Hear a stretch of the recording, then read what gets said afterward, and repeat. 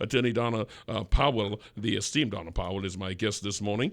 Thank you very much for taking the time to be with us this morning. You're most welcome. Good morning. It is really good to see you. The recent flood of nude or compromising pictures released on the internet raises cybersecurity on the personal level because there are questions that some social media accounts are being hacked. Some pictures were voluntarily submitted. Some were allegedly obtained by deceptive means. The question is, what part of this is illegal? What part of this one can get compensation? What part of this can be addressed in the upcoming cyber legislation? I want to break this down and firstly start by talking about hacking of personal accounts, not physical computers now, but hacking of accounts, i.e. your Facebook and so on. Is that a crime? Uh, well, until we pass proper cybercrime legislation, what we are really doing is, as the judge would have pointed out, I believe in the only decision that went before the court so far with respect to the breach of confidentiality, would be taking old law and trying to massage it so that it fits the current regime and the current problems that we are having. So that there is no law that would cover very clearly cyber crimes per se. What we would be doing is trying on some occasions to take the law of defamation and see if we can pull that into it, or take laws regarding torts, or take laws regarding, to some extent, contractual principles, and pull them so that they cover situations where compensation and redress appear to be necessary.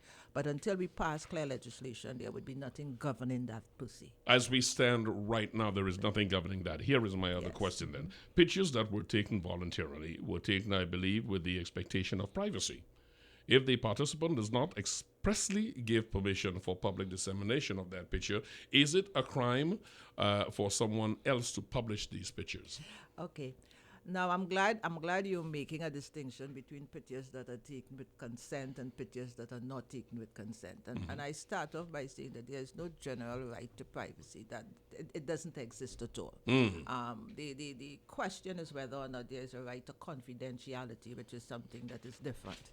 So that if I were to, let me put it in this context, and perhaps it may be better understood.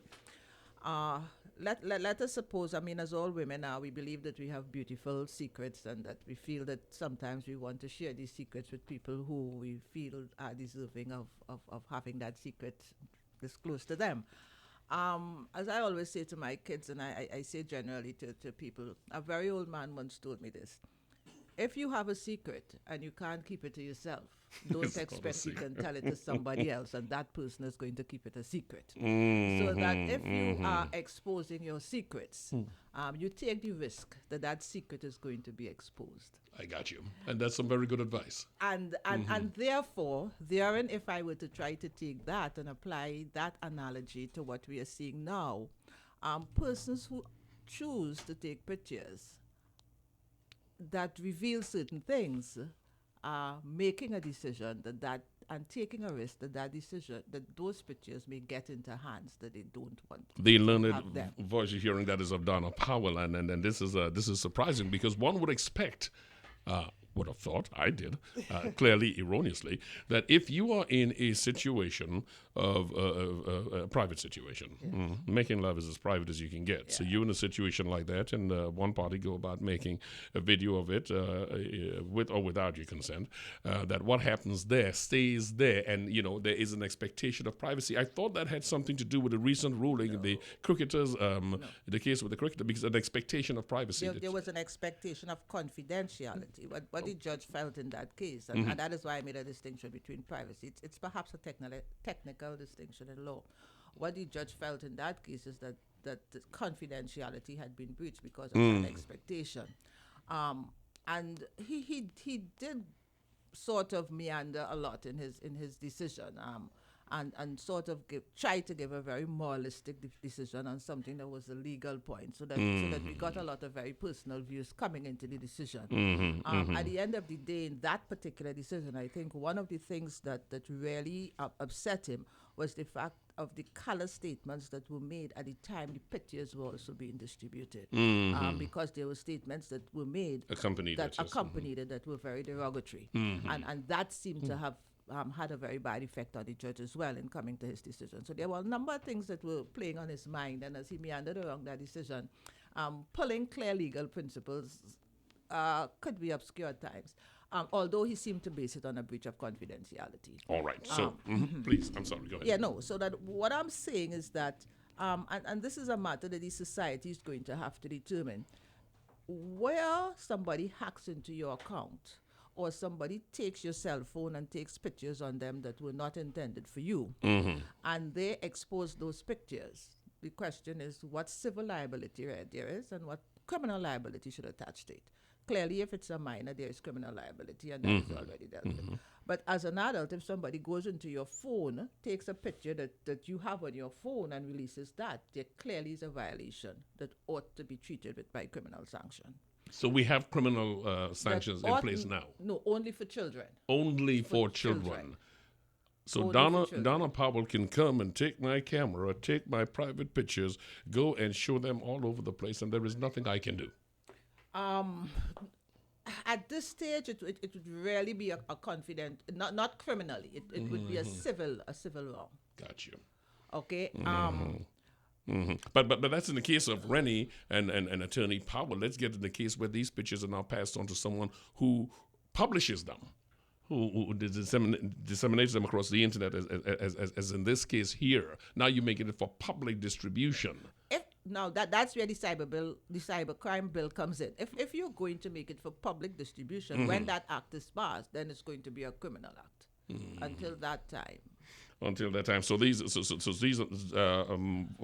unfortunate people involved, because I've heard so many variant stories on it. I'm trying to be as judicious as I can. These pictures that were spread across the internet, those who say in fact that they were victims of this, they have no recourse. Is that what I'm understanding? You see, we don't want to get into the whole arena of victim blaming.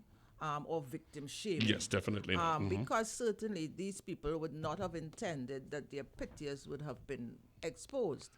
The problem that the lawmakers will eventually have to treat with is that at what point do you draw the line? Let me put it in this, and perhaps draw an analogy for you. Please. If I were to take $1 million and hand it to you, and I say, Rennie, hold that for me. Just keep it until whenever I'm ready for it. And you decide to borrow some of it and use it for your personal use. Have you committed a crime? Now let's take that back to the arena, the photographs. If I consensually gave you my photograph and sent it for you, and it becomes your photograph, I've given you a photograph of myself, and you decided you're going to use that photograph in a particular way. You have a certain amount of consent because I have handed you my photograph. That is entirely different from a situation where somebody hacks into my account, takes my pictures, and distributes them. The line that the law will have to eventually draw is how much responsibility are you going to place on the minds of people, whether they are male or female, to be responsible for what they do. At the ending of the day, how far do we go legislating morality? That is always going to be an issue, but let's just take this a little further. Two people involved in a relationship, they get into a physical engagement, and pictures are taken without the other one's knowledge, and those pictures are then used and disseminated. I have no difficulty that there should be some criminal liability for that, because I did not hand you the picture. I did not, and I therefore did not assume the risk that my picture was going to use in a way that I didn't like. I mean, this is a violation. You have now taken pictures of me against my consent. But if we were consensually taking pictures, the difficulty is you take the risk in handing those. Now, I know that with young people, there are now a lot of pressures on young girls when they're in relationships, and take a picture and send it for me now. Or yes, if you don't take the picture, you don't like me, or whatever. And eventually, some of the girls, and they're not bad girls, some of them are very good girls, they give in, and then most of the time they fall out, and it's only when they fall out these pictures. But we have to have people accept some risk and some responsibility for what they do. So that, in my mind, and that is where the law is going to have to decide to what extent it is going to say to you, this is the amount that you can expose. Is it that if the picture exposes you but covers your private parts, it's okay?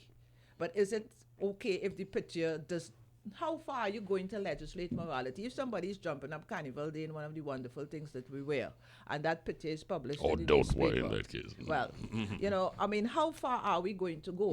We must take the responsibility for our morality. So these are just at best these are foolish decisions taken by young people. I wouldn't say foolish. I say sometimes the judgment and the foresight and the looking forward that they may have would be overcome by the persuasion of the moment. And very often that is what causes young girls to take these pictures. Oh God, my last girlfriend do it. You didn't like me if you didn't do it. I want to see what. Well, I wouldn't want to see, but I mean, I've seen what. I mean, I have girls, and it's a lot of pressure.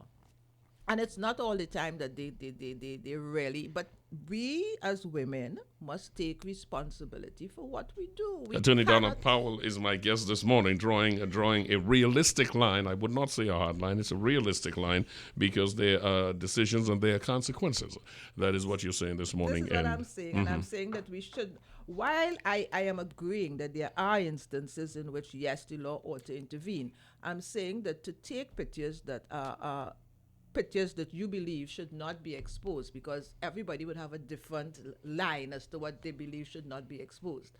And then say that the law should intervene to protect those pictures being put in a place that you don't like is something that I think we need to have a decision about a discussion about and a debate when we are talking a long conversation with young people.